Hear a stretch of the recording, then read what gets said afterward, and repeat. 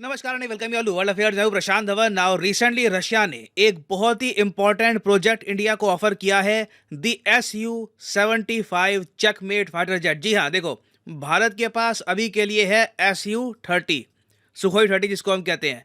और जो ये सुखोई है ना, ये एक्चुअली एक कंपनी का नाम है। जो कंपनी लगातार सुखोई एयरक्राफ्ट के वेरिएंट बनाती रहती है। फॉर एग्जांपल, कुछ साल पहले सुखोई ने बनाया था सुखोई 35, जो आप कह लीजिए सुखोई 30 से भी थोड़ा एडवांस्ड है। और रशिया ने सुखोई 35 बेच रखा है चाइना को। जी हाँ, चाइना सुखोई 35 यूज करता है, हम लोग यूज करते हैं सुखोई 30। मगर अब रशिया ने इंडिया को एक मेगा ऑफर देने का मन बना लिया है। इंडिया को बहुत ही जल्द ऑफर करेगा रशिया के, चलिए आप और हम मिलकर सुखोई 75 बनाते हैं, जिसको ये लोग चेकमेट भी कहते हैं। जी हाँ, फाइटर एयरक्राफ्ट का नाम इन लोगों ने रखा है चेकमेट, क्योंकि रशिया के हिसाब से ये दुनिया के बाकी सब 5th जनरेशन फाइटर एयरक्राफ्ट को चेकमेट कर देगा। और अगर आप सोच रहे हैं कि क्या ये रफाल से एडवांस्ड है, तो हाँ, ये भी वैसे एयरक्राफ्ट तैयार हुआ नहीं है, अभी ये डेवलपमेंटल स्टेज में है, मगर बिल्कुल ये रफाल से काफी एडवांस्ड होगा। नाउ, जब भी कोई जियोपॉलिटिकल डेवलपमेंट आए, कोई देश कोई बड़ा ऑफर दे किसी और देश को, तो याद रखिएगा टाइमिंग मैटर करती है। हमने रिसेंटली देखा कि यूएसए की सरकार ने ICET इनिशिएटिव के अंडर भारत को यह कहा कि हम बिल्कुल तैयार हैं इंडिया के साथ फाइटर जेट का इंजन बनाने के लिए। यहां पर आप देख पाओगे, इस पर मैंने वीडियो भी बनाई थी कि US finally gives India mega military push. 9 lakh लोगों ने देखी है वीडियो। और यहां पर मैंने आपको बताया था कि बहुत ही जल्द आपको दिखेंगे made in India jet engine, जो GE की टेक्नोलॉजी पर बेस्ड होंगे। और ये इंडिया के लिए आप कह लो एक गेम चेंजर मूव है, क्योंकि GE के ही जो इंजन है हम यूज करते हैं तेजस में। और इससे पहले क्या होता था कि ये इंजन हम यूएसए परचेज करके इंस्टॉल करते रहे तेजस में, मगर अब ये इंजन भी होंगे मेड इन इंडिया। और यूएसए ने कहा कि ये सब हम कर रहे हैं बिकॉज ऑफ 2 रीजंस। पहला तो ये कि रशियन हार्डवेयर पर, रशियन मिलिट्री हार्डवेयर पर इंडिया की डिपेंडेंस खत्म करनी है। जी हाँ, यूएसए ने अब बना लिया है ऑलमोस्ट एक मिशन के इतिहास में, जो होना था हो गया, जो पहले हुआ था वो पहले की बात है। अब रशिया पर निर्भरता भारत की ये बिल्कुल खत्म करना चाहते हैं। और लॉन्ग टर्म ऑब्जेक्टिव यूएसए का ये है कि इंडिया इतना स्ट्रांग हो जाए कि चाइना को काउंटर कर पाए, क्योंकि ये यूएसए के लिए भी बहुत इंपॉर्टेंट है कि बिल्कुल चाइना के नेबर में ना एक 1.4 बिलियन की आबादी का स्ट्रांग मिलिट्री के साथ न्यूक्लियर पावर देश रहे, जिससे चाइना एक्सपैंड ना कर पाए जरा। अब ये तो हमने बात करी है यूएसए के प्लान के बारे में, एक बार जो रशिया का प्लान है ये भी डिस्कस कर लेते हैं। देखो, पहली बात तो ना, अगर करंट अफेयर्स डिफेंस के आप बहुत लंबे समय से फॉलो कर रहे हैं, तो आपको एक थोड़ा बहुत याद होगा कि रशिया ने इंडिया को ना सुखोई 57 में जॉइंट पार्टनरशिप का ऑफर दिया था, और इंडिया ने वो ऑफर एक्सेप्ट भी किया था। रशिया के साथ मिलकर हमने कई मिलियंस ऑफ डॉलर्स इन्वेस्ट भी किए, मगर लास्ट मोमेंट पर इंडिया ने कहा कि जी हमको ना सुखोई 57 जच नहीं रहा, और इंडिया ने इस प्रोग्राम से पुल आउट कर लिया। यहां पर आप देख पाओगे 2018 का आर्टिकल है, India pools out of joint stealth fighter project with Russia. ये ऑफ कोर्स यहाँ पे हम बात कर रहे हैं सुखोई 57 की, जिसको उस वक्त हम कहते थे पाक FA T-50 एयरक्राफ्ट। अब आप यहाँ पर कहोगे, मगर इंडिया ने रशिया के साथ इस फाइटर जेट प्रोग्राम से पुल आउट क्यों किया, इवन दो सुखोई 57 भी एक 5th जनरेशन फाइटर जेट है। देखो, मेन इशू यहाँ पर ये आ रहा था कि पहली बात तो रशिया ट्रांसफर ऑफ टेक्नोलॉजी नहीं करना चाहता था। रशिया नहीं चाहता था कि 5th जनरेशन फाइटर जेट की जो टेक्नोलॉजी है ये इंडिया को मिल जाए। उस वक्त देखो, रशिया को घमंड इस बात का था कि अमेरिकन से ज्यादा मिलिट्री हेल्प इंडिया को मिलने नहीं वाली, तो रशिया अपनी शर्तों पर, अपनी टर्म्स पर इंडिया के साथ टेक्नोलॉजी शेयर कर सकता है, जो प्रोडक्शन की लिमिट है ये शेयर कर सकता है। और धीरे धीरे क्या हुआ कि इंडियन एयरफोर्स बहुत ज्यादा डिससेटिस्फाइड हो गई रशिया की डिमांड से, क्योंकि काफी बार इंडियन साइड कहती थी कि हमको अगर मान लो कुछ सर्टेन चेंज चाहिए इस एयरक्राफ्ट में, ताकि इंडिया के लिए ये एयरक्राफ्ट ज्यादा सूटेड हो, रशिया ये चेंजेस एक्सेप्ट करता नहीं था। और धीरे धीरे डिफरेंसेस इतने ज्यादा हो गए कि इवन दो इंडिया ने 100 से लेकर 150 मिलियन डॉलर इन्वेस्ट कर दिए थे इस प्रोग्राम में, फ्रस्ट्रेशन में आकर सरकार ने ऑल टुगेदर फ्रस्ट्रेशन में आकर सरकार ने पुल आउट कर लिया इंडिया को Su-57 से। और अब रशिया कह रहा है कि देखो, Su-57 की बात पुरानी हो गई, अब मिलके हम देखते हैं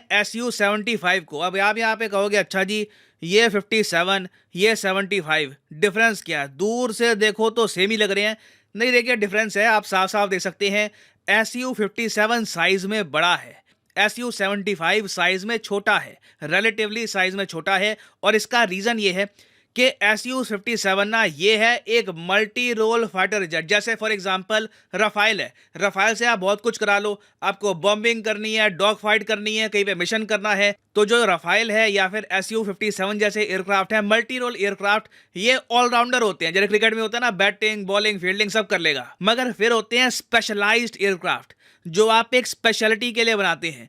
तो जो SU-75 रशिया अब डेवलप कर रहा है ना, ये लाइट वेट है और इसलिए इसको कहा जाता है checkmate 5th generation light combat aircraft, क्योंकि ये हैवी बॉम्बिंग के लिए बना नहीं है। ये ज्यादातर बना है दुश्मन को ना सीधा डायरेक्टली अटैक करने के लिए, या फिर अगर मान लो कोई आपका ऑपरेशन है जहां पे आपको लैंड में कहीं पे जमीन पे अटैक करना है, वापस आना है, उसके लिए ये फाइटर जेट बिल्कुल परफेक्ट होगा। रशिया के हिसाब से ये अब तक का बेस्ट स्टेल्थ फाइटर जेट होगा। रेडार पे इसका सिग्नेचर नहीं दिखेगा, कहीं से भी पता नहीं लगेगा कि कब ये फाइटर जेट आया, इसने अपना काम कर दिया और ये चला गया। तो आप कह लीजिए पिछले कुछ सालों में रशिया का हृदय परिवर्तन हुआ है। पहले तो इन्होंने ये देखा कि इंडिया को अगर कोई प्रोजेक्ट पसंद नहीं आता तो ये पुल आउट कर लेते हैं। SU-57 को रशिया भूलेगा नहीं। आज भी ये लोग कहते हैं कि नहीं नहीं, अभी भी आप हमारे साथ मिलकर काम कर लीजिए, हम कुछ यहाँ पर एडजस्टमेंट करते हैं। मगर रशिया को बताया कि इंडिया SU-57 में इंटरेस्टेड है नहीं। हो सकता है, मैं कहूँगा कुछ परसेंटेज चांस है कि SU-75 इंडिया और रशिया मिलकर मैन्युफैक्चर करें, क्योंकि पहली बात तो जो एरो शो होने वाला है इंडिया में 2023 का, उसमें रशिया अपनी एयरफोर्स के बहुत सारे ड्रोन्स फाइटर जेट ये शोकेस करेगा। उसमें से एक ये SU-75 चेकमेट भी होने वाला है। और मैं 100% देखिए रूल आउट नहीं कर सकता कि इंडिया SU-75 में बिल्कुल भी पार्टिसिपेट नहीं करेगा, क्योंकि हम ब्रह्मोस 2 ऑलरेडी डेवलप कर रहे हैं रशिया के साथ। तो ऐसा नहीं है कि सैंक्शंस की डर की वजह से हम रशिया के साथ कुछ मिलिट्री हार्डवेयर मैन्युफैक्चर नहीं कर सकते। तो this will be very interesting to see कि यूएसए का जो पुल है, यूएसए का जो पुश है कि बिल्कुल इंडिया को एक ऑल्टरनेटिव देना है रशियन मिलिट्री इक्विपमेंट का। जो बाइडेन की टीम ने ये अपना मिशन बना दिया है कि रशिया से इंडिया को दूर करेंगे ये मिलिटरीली। क्या यूएस इसमें सक्सेसफुल होता है, या फिर SU-75 एक ऐसा प्रोजेक्ट उभर के आता है जिससे इंडिया और रशिया के डिफेंस रिलेशंस और ज्यादा डीप हो जाएंगे? तो ये एक ऐसा टॉपिक अभी न्यूज में रहेगा। अभी आप देखोगे आने वाले 6 से लेकर 8 महीनों में SU-75 बहुत न्यूज में रहने वाला है। इस पर मैं अपडेटेड वीडियोस बाद में ले आऊंगा। और हाँ, फाइनली आपके लिए इंपॉर्टेंट मैसेज, अनअकैडमी एक मैसिव सेल लेके आया है। 30% डिस्काउंट की sale on UPSC courses. Usually ये सेल होती है 10% की, पहली बार अनअकैडमी की 30% सेल शुरू हुई है। आपको सिंपली यहाँ पर कमेंट सेक्शन में जाना है और यहाँ पे आपको एक पिंड कमेंट में लिंक मिलेगा। इस लिंक पे यहाँ पे आप क्लिक करोगे तो आप परचेज कर पाओगे अनअकैडमी का कॉम्बो पैकेज, जिसके अंदर यूपीएससी प्रीलिम्स, मेंस, ऑप्शनल तीनों की ही तैयारी आपकी इकट्ठी हो जाती है। और याद रखिएगा ये एक आइकॉनिक कोर्स है, तो मतलब कि आपको लाइव क्लास मिलेगी, आपको पर्सनल कोच भी मिलेगा जो आपको मोटिवेट करेगा कि प्रॉपरली ये कोर्स आपको फॉलो करना है। तो सिंपली यहाँ पर क्लिक करिए पिक ए प्लान पर और यहाँ पे आप परचेज कर सकते हैं अनअकैडमी ये कोर्सेज। फॉर एग्जांपल मान लीजिए अभी आप एक कॉलेज स्टूडेंट हैं, अभी आपके पास 2-3 साल का टाइम है, 2024-25 में आपको एक प्रॉपर अटेम्प्ट देना है यूपीएससी का। तो जो 24 महीने का कोर्स है ये आप कर सकते हैं परचेज। मगर जो प्राइसेस यहाँ पर लिखे हैं ये पे करने की जरूरत नहीं है। सिंपली यहाँ पर कोड यूज करिए PG10 और प्राइसेस अपने आप गिरना स्टार्ट हो जाएंगे। You will be able to save a lot of money, so use the code PG10 and save money. So इसी नोट के साथ यह है वीडियो का अंत। Thank you for listening and as always God bless you all.